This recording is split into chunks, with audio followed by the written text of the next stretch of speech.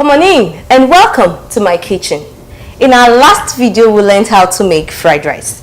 If you're yet to watch that video, I'll be leaving the link for you in the description section so you can try the recipe out for this holiday season. Today's video is going to be about bitterleaf soup, known as ofe onugbu in the native language. Ofe onugbu can be a daunting task for a lot of beginners, not even only beginners. I, to be honest, still make mistakes with it. However, in today's video, I'll be highlighting the common mistakes or the common steps that you might be taking that is making your food not turn out well. And these are what I found out during my own cooking experiences. And doesn't mean to say that I am an expert of ofe onugbu in no way. But I'm going to share with you the common mistakes that I made in the past, and I'll also be highlighting the ways that you can solve those problems. So, without us speaking too much, let's head onto the work table and start cooking. Kindly check the description section for full ingredient list as a guide. Let us address some things here. Some people say adding onion or fresh fish is a no-no. I have asked on multiple occasions, why not? And I've never gotten any convincing argument against its use other than it's not just use. In my experiences, I have not found any difference in both taste or outcome. As for the fresh fish, continue to watch to have my 2 cents about it. My fresh bitter leaf has been pre-washed to get rid of at least 90% of its bitter taste. Note the keyword, at least. However, even if it says pre-washed when bought, ensure you still give it your own wash and customize it to your taste bud. When cooking for my husband, I get rid of all the bitterness. On the other hand, if it's for my 2 mothers, I leave at least 5 to 10% of it. We love to retain some of the health benefits of the herbs and strike a nice balance. The key here is do not be scared to taste the leaf during its washing prep and carry out what I term the squeeze your face test. Ensure you are able to eat it comfortably without squeezing and messing up your fine face. Let's cook our meat. Add chopped onions, seasoning cube, salt, and top your contents with water. Bring first to a boil unsealed if you're using a pressure cooker to allow adjustment of spices. While that is boiling, prepare your cocoyam. You have 2 options here. First option, peel the skin, chop into size and boil. Or second option, boil, peel or chop into sizes. They both have their pros and cons.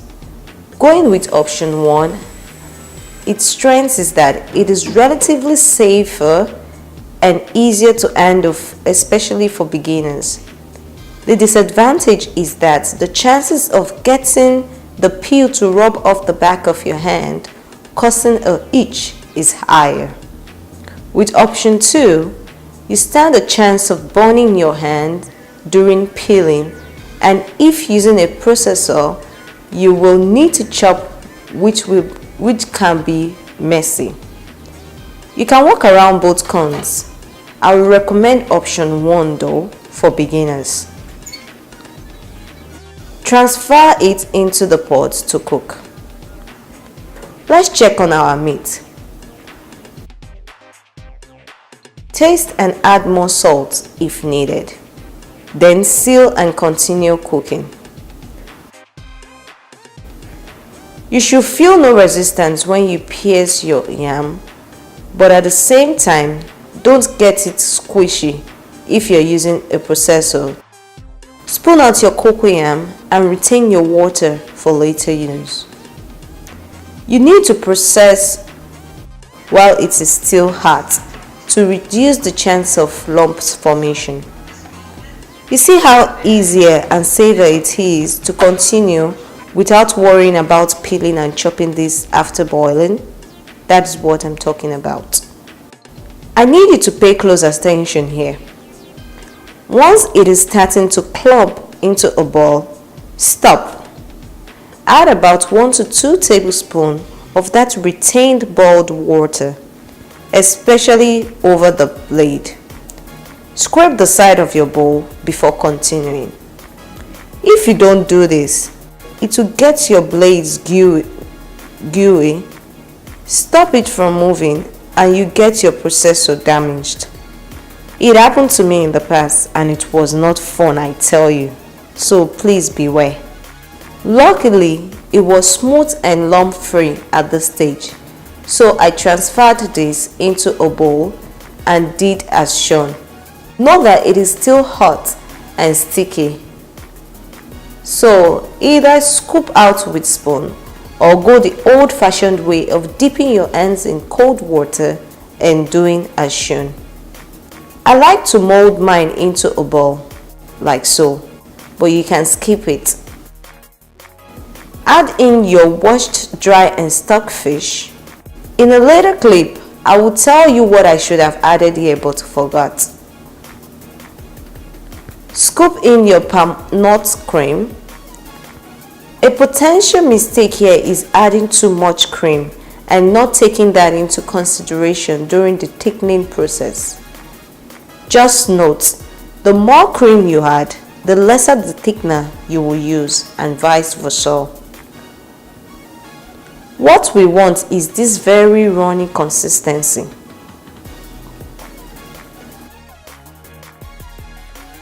Add in your crayfish and pepper.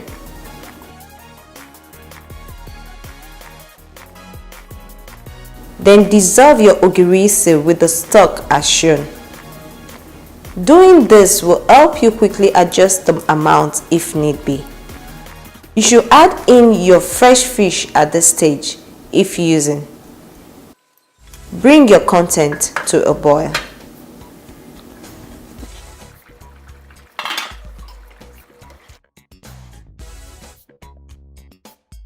Once satisfied with the taste, add in your cocoyam in big balls as shown.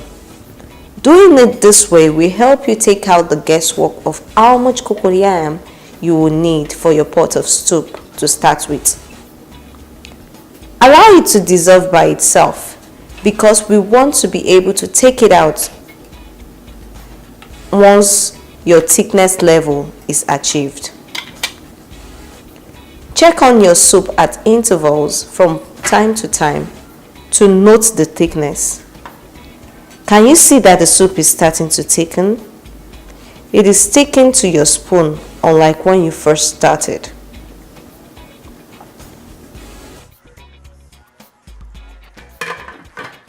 Some minutes later, your soup should be thickened. This is what you should be aiming at. Not too thick and not runny. Once that is achieved, take out your thickener because if you leave it in, it will continue to thicken the soup and you don't want to eat agidi. This is the advantage I was talking about previously. The guesswork is taken off.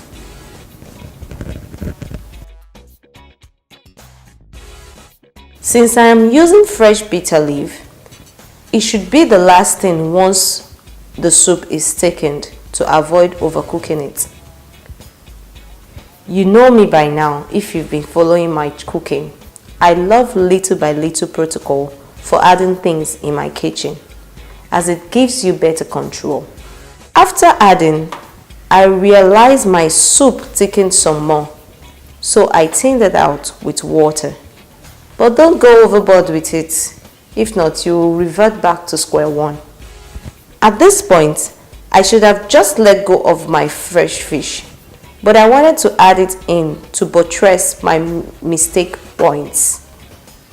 Adding it now rather than earlier will 1. lead to overcooking the bitter leaf. 2. Your soup will thicken more, warranting you to thin out with more water, which might lead to more soup than the chief warriors, which might not be what you're aiming at. If you find out you have too much soup compared to meat, all you will have to do is cook up some meat and add it in.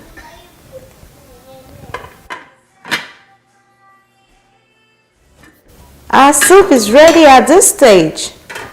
I hope the highlighted mistakes and way to work around it shared in this video helps you make a badass ofe onugbo next time. If you're new here, make sure to press the subscribe button and ring the notification bell beside it. To my returning viewers, I see you. Thanks for joining me today. Until next time, when I see you again, let's learn and cook together. Bye-bye.